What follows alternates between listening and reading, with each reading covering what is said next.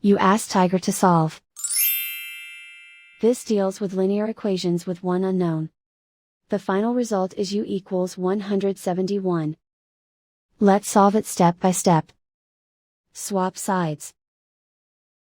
Isolate the u.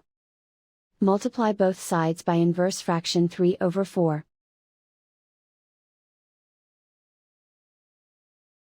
Group like terms.